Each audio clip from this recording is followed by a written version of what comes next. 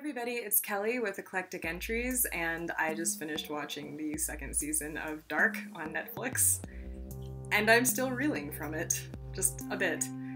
It was wonderful, the writing was excellent.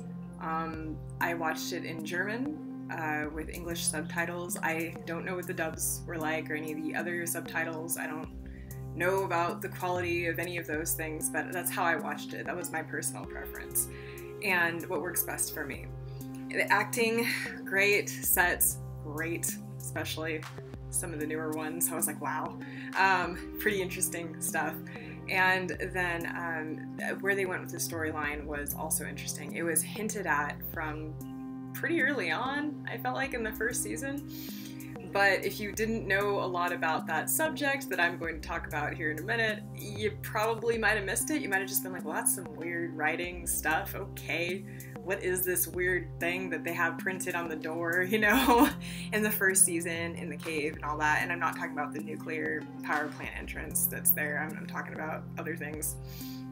So if you haven't watched the first season, you should go and watch it. You could probably start with season 2, but you'd probably be really confused and being like, wait, who are these people? Why does any of this matter? I don't, yeah, you should watch the first season. It's not honestly that long. I mean, I really don't feel it. I mean, okay, it's a number of hours, but it's not really that bad. Or you could, you know, lengthwise, or you could go and spoil it for yourself carefully on the Dark Wiki. And go ahead and take a look at those episodes, like if there's episode summaries or something like that out there, just so you're up to speed. But I gotta tell you that if you don't have, I almost feel like there's so many good characters, and by this I mean well-written characters that are they're all so integrated and important for the storyline that if you don't spend time watching them and how they interact and what happens in the first season, it might actually be really hard for you to read episode summaries and keep everybody straight, like who's who and why, you know, with the face and name association. Or maybe you're like not like me with attention deficit disorder, and that's fine. So, but you've been warned, because a lot of the characters, I'm trying to think, almost all of them seem like they have some kind of role to play, and it's a large cast of characters. So yeah, season 1 I feel like you should still watch if you're thinking about starting Dark season 2. I wasn't able to warn people ahead of time if they needed to or not. I did, being kind of like, hey, I don't know if you're going to be able to, if they're going to have a recap episode, and they didn't. So again, just so much happened in this season. There were times where I felt like it kind of dragged just a little bit. But, I mean, not really. I think it was really more me being impatient and being like, please, just continue with these other storylines. I want to know, because there's so many. You know how normally in writing, or maybe you don't, but you know how normally in visual storytelling too, there's several different characters that you're following, and then there's like the track A or track B or side A, side B, kind of like this is this line of characters, what's going on, this line of characters, what's going on, this line of characters, what's going on, and then they, you know, sometimes interact beyond that. This series, Dark, takes it to a whole nother level with that, so good luck trying to keep all the tracks straight if you haven't sat down and watched all of it. Again, I think reading episode summaries is doable, but it would be difficult to keep track of for some people if they didn't just sit down and visually start to associate with all the different characters, who they look like, what their personality is, and different things related to time. So from this point onward, I'm going to be spoiling Dark season 2. So if you haven't watched it, or you haven't watched season 1, or you haven't read spoilers for yourself because you're like me and sometimes I get impatient, go do it now. I didn't do that for this though. There's some series I get impatient and I'll read things. Not with this one. Go do that now. And yeah, so thanks for being here. Bye. For those of you who are still here, I also thank you for continuing on with me. And just Dark season 2 hinted in season 1. Like, they went farther with this topic I'm about to bring up. I recognized the Sigmundus Creatus Est stuff from the first season. At the time I was like, nah, they wouldn't possibly go there. I mean, it's there, but I was kind of sure that they'd stick with the more scientific approach to things. And by that I mean current day science. But I was wrong, and I should have known better, because Noah and the church and the fact that those are literally references to the Emerald Tablets, which are I mean, like most things related to this, the controversial documents and writings related to, a lot of times a lot of people think of Emerald Tablets and they'll think of alchemy and things like that. So if you're like, Kelly, what are the Emerald Tablets? What are you talking about? We'd be here all day if I started to talk to you about Middle Ages and Renaissance European alchemical practices, because I'm weird and interested in spirituality and different spiritual practices and different religious groups and organizations and all that throughout history. So I actually really enjoy doing that kind of research, mainly because I'm always fascinated by what drives people, and beliefs are a big part of that, wouldn't you know? So, and that means over the centuries too, right? And not just in Europe either, but in this case we're talking about very, I wouldn't say very distinctly European ideas, because a lot of these alchemical practices originated, in my opinion, elsewhere, and then they came to Europe when people were kind of able to maybe read more after the printing press. I think things kind of really got rolling in that department. But before then, the church was doing its own thing. And this is another important thing. And you're gonna be like, Kelly, how does this have to do with Dark Season 2? What are you talking about? I'll get there. Just know that, like, the church had a lot of people that, you know, they're all they were scholars, a lot of them, right? Not all of them, but quite a few of them were scholars, and they kept a lot of knowledge, right, within the church. And that practice of wanting to gain knowledge and do that, and understand that when you're reading about alchemy or things like the Emerald Tablets and stuff like that, that when people talk about alchemy or they talk about astrology specifically way back then, know that for them then, in case, I mean, a lot of you probably know this, but for people who don't, for them then, back then, that was what their equivalent to modern science was, okay? So stuff like when you watch or you read any fantasy series and they're talking about herbology or herbs or things like that, herbalism is a thing. It's still a thing to this day.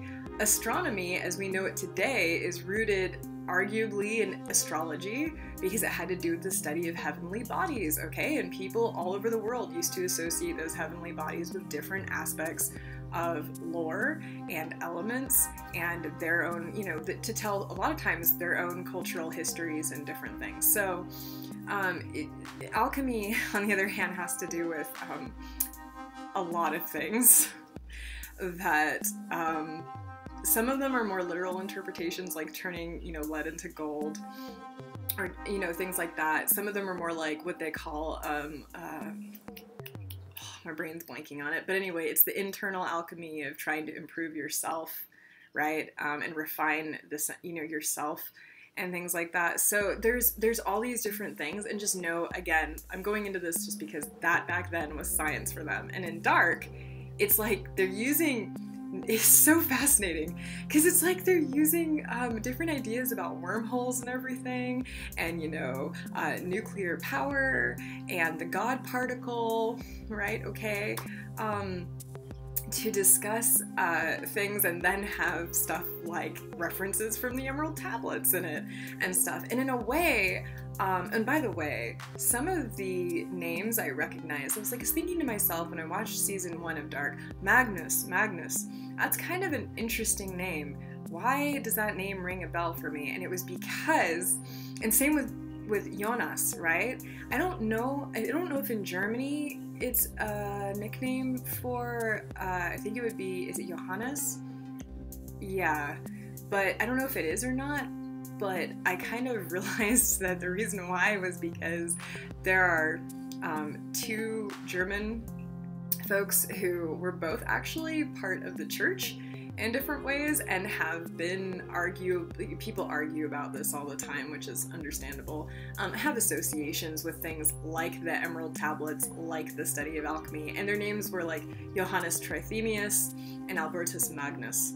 And one of them was like from the 1400s, the other one's like 1100s, like late 1100s, early 1200s, because again, I am a nerd, and for some reason my brain was like, oh yeah, and then I looked it up and I was like, oh yeah, okay, that is a thing. So I don't know if the author, or excuse me, well, it is the author, the writer, the creator of the series knew that, and they're both German, and they have relationship to those kinds of studies and topics, arguably. It's debated again. So that was fascinating for me. I really enjoyed the fact that this series is attempting to discuss very serious and very complex and just, I mean, intense things. We're watching all these characters go through such turmoil, and the idea of attachment or desire as being the thing that causes people to sometimes make the wrong decisions or make them constantly throughout their entire life, even when they try and correct those mistakes, is pretty fascinating, as it is terrifying. I loved that when I was watching it, that Noah at one point in episode 8, I wrote it down because it was like, it's a simple thing, but I just really liked the moment in which he said it, which he said, we are not free in what we do because we are not free of what we desire. And part of me was like, yeah, you know, thinking back on like all my different studies about different belief systems and things, and that's actually a pretty common sentiment. Not universal, but a fairly common sentiment. I think humanity in general, I think you don't have to necessarily be spiritual or religious in order for you to feel that way sometimes. And just the twists and turns in this season were out of this world, which is funny because the ending of the second season. But yeah, and then they're talking about time travel and then the concept of self and how it changes and where is the beginning, you know. Is the beginning the end, which is also actually a Christian thing because the Alpha and the Omega, and then the idea that they're talking about that time is God. And I was just waiting for that because I think it was by the time I was like in the 3rd episode, I was kind of going, are they gonna say that time is God? Because it kind of seems like that's where this is going. And then that happened, and I was like, okay. And it was in the way they brought it up and how they addressed it and are continuing to address it. And I was also waiting for, because I was thinking to myself, because, you know, I'm not super well versed in time travel debates, but I do know that a lot of times there's the argument that if you go back and you change something in time, that it's not going to actually change your original timeline, it's just going to create a new one. And I kept thinking about that during this show, but especially during season 2. And then in the last episode of season 2, if you haven't watched it, go watch it now because I'm gonna spoil it. Okay? When Martha shows up and has a different device, it looks like the world, right? It looks like it's a globe, okay? You ever see like the people with the, you know, royalty and they have like the globe and yeah, it's like that, except it's also kind of neat and mechanical and steampunky, and I love it. And I don't care, that's not a word, it's a word now. So she's using it and being like, he's like, well, where are you from, or when are you from? And she's like, you know, it's not like when, it's what world. And when that happened, and then, oh look, the season 2 is over, I was like, you can't do this to me, but they did it. So the good news is that we know we're getting a season 3. And I can see why Netflix had to announce that ahead of time, because if they had simply released, like, I thought that the first season ended on a cliffhanger. You and I both know that's not true compared to this season. Oh no, if they had released this season and had not told people ahead of time that there would be season 3, I think people would be even more freaked out than we were. So yeah, before I go on, literally all day about this because there's just so many things to say. I'm just so happy and just I can't words. I did find a poster online that attempted to explain the relationships as they were between the different characters after season 1. So I'll post a link to that below. I did notice that there might be a few errors on there, but I think it's mainly spelling, and I think there was like one relationship error. But if you've watched the show or you're watching the second season, you should easily be able to rectify which one it was. I'm blanking on which one it was, and I'm gonna be like, it wasn't like that important. Let me put it that way.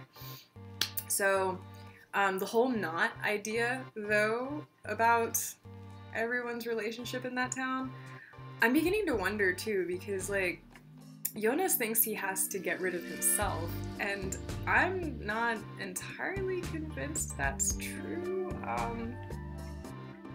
I don't know. There's just so many. I think what's fascinating is you see, I think Jonas still doesn't know that there are different people that are also, you know, like there's different other connections that are going on. And I don't even think that we as the audience have seen the remainder of the connections yet. I really, really, really don't think we have. Like, oh, I'm gonna mispronounce his name because I suck. But Voller, is it W-O with like the umlaut and then L-L-E-R, who works at the police station with the I. I want to know more about him. That's been bothering me. It was bothering me a little bit at the end of the first season, and this season it's really started to bother me. So I want to know his story. And it seemed like in this season he was about to say something at least twice, and both times he wasn't able to finish what he was talking about, and I was like, no, don't do that to us. So yeah, I don't think we've seen the end of any twists and turns in this series. The fact that Jonas was Adam really hurt me deeply, and then the fact that Noah actually ended up maybe not being as terrible of a person as I thought he was. I was like, wow, I didn't think there was any way that they could make me not dislike Noah, and then they actually made it to where it's not that I approved of what he did, I don't. But I think that in the end, it's just, you almost feel bad for the guy. I definitely felt bad for Ulrich. Literally the entire season, I was just like, this just keeps getting worse for him. And the worst part is that when Hannah went to go and talk to him, I was just like, oh, this is not going to go well, especially when it got into the subject matter of, do you love me, and stuff like that. I'm like, oh my gosh, she is going to ditch your ass so fast. And she'd have to, right? Because if she didn't, he wouldn't have still been that same patient letter and number all those years later, right? So it's just, this series is fantastic. I am so thankful that the folks who made this have been able to get, I mean, like, I'm just gonna be honest. Nowadays, I'm always thankful that when creators and everybody who works on a project or a series like this gets the funding to do so. I'm always like, thank you, thank you, thank you for all of your hard work. Thank you, because this has been a fantastic journey so far, and I know that I'm not alone in wanting to see where this journey ends, or if it will. So as far as the emerald tablets and alchemy and everything goes, I think it's pretty fascinating too that a lot of times in alchemy what people immediately think of is the Philosopher's Stone.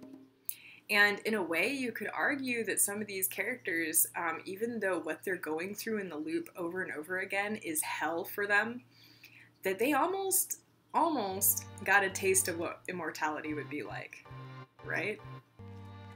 Yeah. So, yeah, that's, no, not fun. So, yeah, I am excited to see where they take this next. I am very nervous for all the characters, but I'm so excited. As soon as we actually are able to know more about the next release date, I will post it. Until then, if you have anything dark related that you want to discuss with either me or each other, you know that you can do it in the comments down below.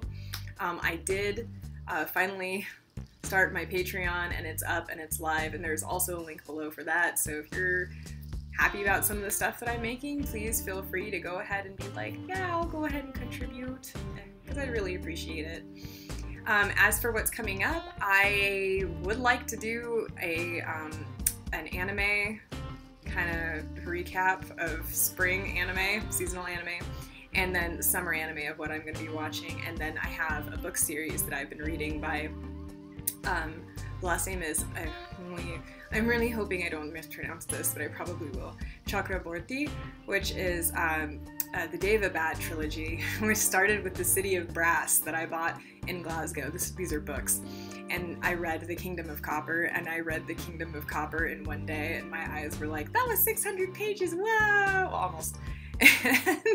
And so I'd like to also do a video where I talk about that. So that's what's coming up. I am still working on my thesis as a graduate student and practicum, and I'm studying for the LSATs, and I'm also doing some other work, so it's a busy time. Thank you for sticking with me in this video. If you liked it, you know, you can hit the like button if you want, or you can hit subscribe below. Don't forget to do the bell. It's like ringing the dinner bell. Hello, I'm here, I posted a thing. It's like, you know, like the little triangles they have in Western stuff? Yeah, that. Dinner bell. On the back porch, Kelly posted new video! So yeah. Alright. Oh, my silliness aside, thanks for being here, and I will be signing off for now. And take care as you're able. This is Kelly with Eclectic Entries. Bye bye.